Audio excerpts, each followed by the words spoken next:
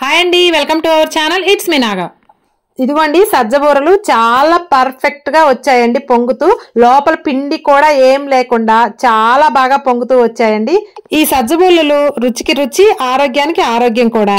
ఎటువంటి పాకంతో పని లేకుండా ఎవ్వరూ చెప్పనటువంటి ఒక ముఖ్యమైనటువంటి టిప్స్ తో మీ ముందుకు వచ్చానండి. ఎక్కడ వీడియో స్కిప్ చేయకుండా చూడండి, మీరు కూడా పర్ఫెక్ట్ గా చేసుకోవచ్చు. నేనైతే ఈ సజ్జబూరలకు 1 కేజీ సజ్జలు తీసుకున్నానండి. ఇవేంటంటే నైట్ తెల్లవార్లు కూడా నైట్ నిద్రపోయే ముందు శుభ్రంగా చెరుక్కొని రాళ్ళు పుల్లలు ఉంటుంటాయి కదా, అవంతా శుభ్రం చేసుకొని నైట్ తెల్లవార్లు నానపెట్టుకున్నాను. లేచిన తర్వాత శుభ్రంగా గాలిచ్చేసుకొని రాళ్ళు అవన్నీ అడుక్కొస్తాయి. శుభ్రంగా గాలిచ్చేసుకొని బుట్టకు పోసుకొని ఒక అర్ధగంట ఫ్యాన్ కింద ఆరబెట్టానండి. శుభ్రంగా పొడి పొడిగా అయ్యేటట్లు ఆరబెట్టుకున్నాను సజ్జల్ని. ఇలా ఆరబెట్టుకుంటే ఏంటంటే ఇవి మిల్లుల్లో ఇప్పుడు ఎక్కడా పట్టడం లేదండి. మిల్లుల్లో దిగవు అంటున్నారు కాబట్టి ఎప్పుడు కేజీన్నర మనం మిక్సీలో పట్టుకోవచ్చు అనమాట. శుభ్రంగా కొంచెం ఆరితే ఏంటంటే ముద్ద కాకుండా ఉంటుంది మిక్సీలో. అలా ఆరిన తర్వాత చూసారా ఇలా పోస్తుంటే రాలిపోతున్నాయి కదా, అలా ఒక గంట అయితే సరిపోద్దండి ఫ్యాన్ గాలి కింద.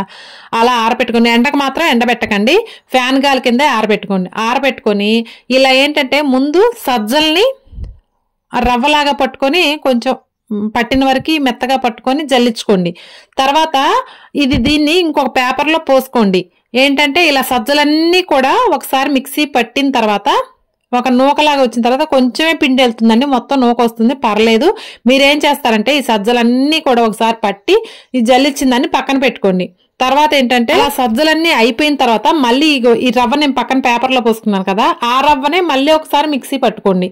వెంటనే అదే పిండిని పట్టకుండా ఫస్ట్ సజ్జలన్నీ కూడా రవ్వలా చేసుకొని మళ్ళీ రవ్వల్ని మళ్ళీ ఒకసారి మిక్సీ పట్టుకోండి. అప్పుడు ఈజీగా ఉంటుందండి. ఇది హెల్త్కి చాలా మంచిదండి. అందుకే ఎంత రిస్క్ అయినా కానీ, ఎంత బండు పని అయినా కానీ నేనైతే మంత్లీ 2 times, వీక్లీ వన్స్ కంపల్సరిగా అయితే ఎలాగొకలా చేస్తానండి. నాకు చాలా ఇష్టం కూడా ఇది.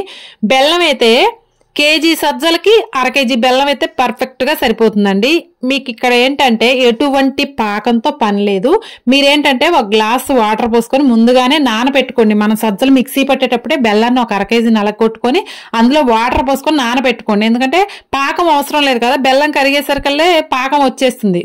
అందుకే ముందే నానబెట్టుకున్నాం అనుకోండి వెంటనే కరిగిపోతుంది అనమాట. చూసారా ఇలా బెల్లం కరిగితే చాలు, మనకు ఎటువంటి పాకం అవసరం లేదు. చూసారా ఇలా మరిగేటప్పుడు బెల్లం కరిగి అలా మరిగేటప్పుడు కొంచెం యాలక్కాయల పొడి, కొంచెం నువ్వులు వేస్తే ఫ్లేవర్ బాగుంటుంది అనమాట. ఇంకా మీకు ఇష్టం ఉంటే పచ్చి కొబ్బరి తురుము కానీ ఎండు కొబ్బరి తురుము కానీ వేసుకోవచ్చు అనమాట. ఇక్కడ ఇంకో టిప్ ఏంటంటే మీరు పాకాన్ని 1 గ్లాసులోకి వేరే తీసుకోండి.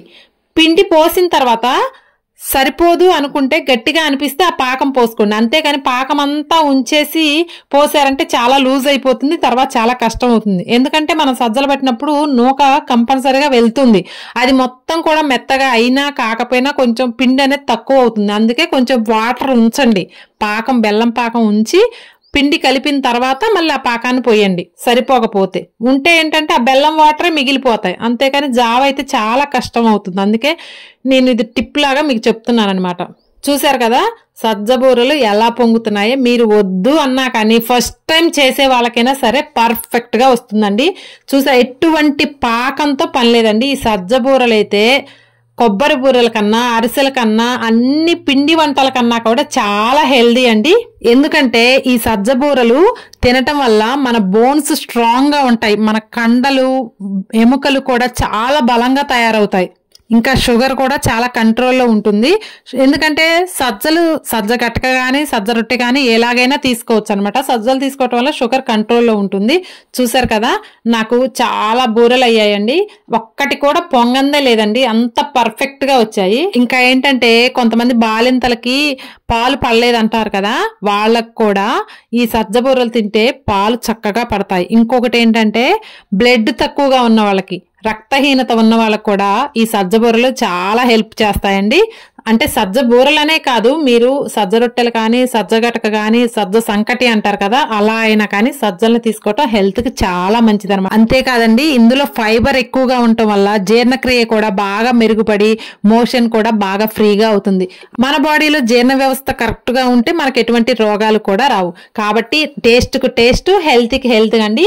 చాలా పర్ఫెక్ట్ గా వచ్చాయి. చూసారు కదా మీరే, లోపలైతే ఎటువంటి పిండి కూడా లేదండి. 2 పొరలు చాలా పర్ఫెక్ట్ గా వచ్చాయి. వచ్చాయి. నేను చేసినట్లుగా మీరు కూడా ఈ టిప్స్ ఫాలో అవుతూ చేయండి, తప్పకుండా పర్ఫెక్ట్ గా వస్తాయి. ఫస్ట్ టైం చేసే వాళ్ళకి కూడా మీరేంటో ఇదేంటో బండు పని అనుకుంటారు, కానీ చాలా ఈజీ అండి. ఈ టిప్స్ ఫాలో అవుతూ ప్రతి ఒక్కళ్ళు ట్రై చేయండి, పర్ఫెక్ట్ గా వస్తాయి.